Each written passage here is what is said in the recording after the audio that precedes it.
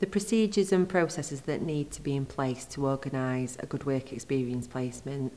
Most schools have their own policy in place that's loosely based on their own school needs, the needs of the students in the community, feedback from employers, but greatly it's based on national guidance that we're given that helps dictate what health and safety procedure needs to be followed to make sure that all placements are as appropriate to young people, as well planned and as healthy and safe as they can be. A good plan for work experience will include good communication with the employers, with parents and with students. It's important that everybody feels that they know what's going on right through the preparation.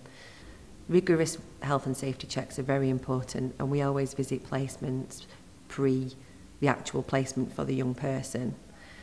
Occasionally, it's necessary to do risk assessments with the employer. A lot of large companies have already conducted risk assessment placements for young people in their workplace, but we often work closely with the employer to make sure that they're in place and that they've taken into account things like the fact that a young person might have never been in a workplace before. Things that you would need to consider when organising a work placement include the nature of the business involved. There are very few businesses and employers nowadays that are actually completely unsuitable environments for young people, with a few obvious exceptions. The main thing that's important is to get out there and visit the employers, communicate with them, see what the workplace and the working environment is really like. It's really important to have everything in place, especially before the young person goes out on placement, to make sure that they're going into a safe and healthy environment, somewhere that is suitable for a young person to be, and with an employer that has taken into account what that young person needs, any additional needs, any medical, emotional, social or disabilities that they could have. It's really important that all the correct policy and procedure, the checks, the insurance and everything that's needed is in place. And really, if all those things are done correctly, there's no reason why any student can't go out and have a healthy and successful placement.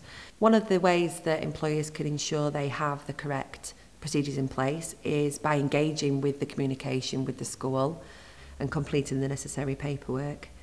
Some of the bureaucracy involved in taking a work experience placement can seem a little daunting, especially for smaller businesses that are not used to having to deal with that level of health and safety paperwork. But working closer with the school and accepting any offers of support will really help with that. And for smaller companies, working hand in hand, networking with one another, talking to other companies who've had work experience placements, learning from their experiences and communicating with the school are key. There are a number of sources of help for businesses who are taking young people on a work placement. One of the main ones is a school involved. They will be able to exchange best practice information, guidance and guidelines on how to support work experience placements, and also be able to signpost you to national guidance that's available online. There are a number of sources of information that can help you with things like completing risk assessments, planning a really good programme of work and of experience for the young person, and really just basically keeping them in a healthy, safe environment and always keeping in your mind that it's their first experience of the world of work.